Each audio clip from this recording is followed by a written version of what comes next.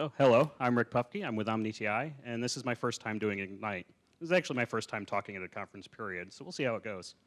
Just a warning here, mine's nowhere near as funny as Ken's was, so deal with it. So today I'll be talking about tips to be an effective remote worker. This is something I've been doing for a relatively long time, and just recently I found out that remote workers don't last too long. Generally, you'll find the longest a remote worker succeeds for is about 5 years, and then they burn out. So I'm apparently an oddity in this particular field. Part of this is our general misconceptions about what remote workers actually do when they're home working. Games, candy, ignoring your coworkers, things like that. Just standard run-of-the-mill stuff. It's not actually what remote working is all about. One of the ways that you can combat these perceptions is to actually start and segregate your day. So get up in the morning, take a shower, get dressed. Pajamas are not necessarily appropriate work gear. Eat breakfast. After that, take a look at your upcoming schedule, get an idea in your head about what's coming up during the day, go over your task list, your to-do list that you left from the day before, so you have an idea of what you're going to be doing, and just kind of get in the mindset for what's going on. Now, I know the view on the left there, working from your bed, is a great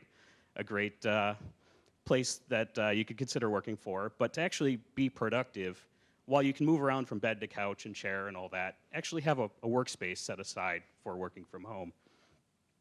The next thing is don't be Mr. Invisible Man Waldo there. Say hi when you get in the morning. Give yourself a voice to your coworkers. It's especially important because they can't see when you get up and start partaking. Another part of this is textual communication. This is actually something Bridget talked on earlier, so I'll be touching some of the same points there. But texting, or just general like IRC and Slack chat, is a great way to miscommunicate very easily. Way around this is use the 7 C's of communication. I can't actually go into all these here because that's a complete presentation of it on its own. But be clear, be concise, and be courteous. That's a very important one. This is another one of slides that could have just slipped right into Bridget's discussion earlier.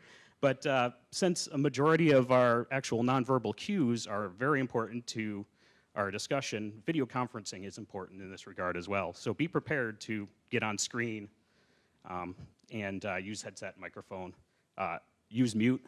The other thing here is equipment breaks. It really breaks when the only headset you have available for video conferencing is busted, and now you can no longer participate.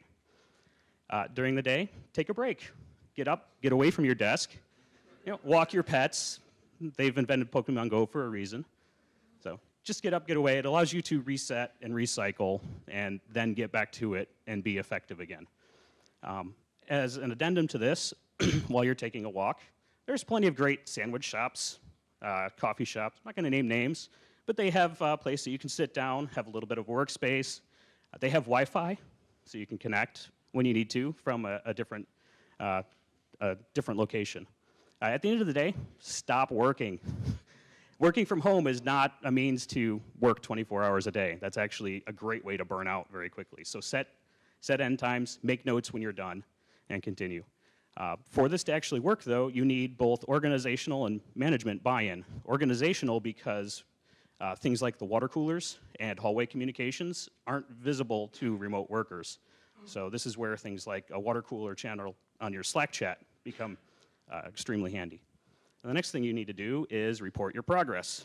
An extremely easy way to do this, for most of us in the room, we participate in daily stand-ups, or at least a good chunk of us do. So report your progress there. Email and chat updates are also acceptable. But take it easy. Don't go overboard. Because if you start sending 80 emails a day, people aren't going to read them. They're going to get filtered, and then you're going to go back to being invisible. So don't overdo it.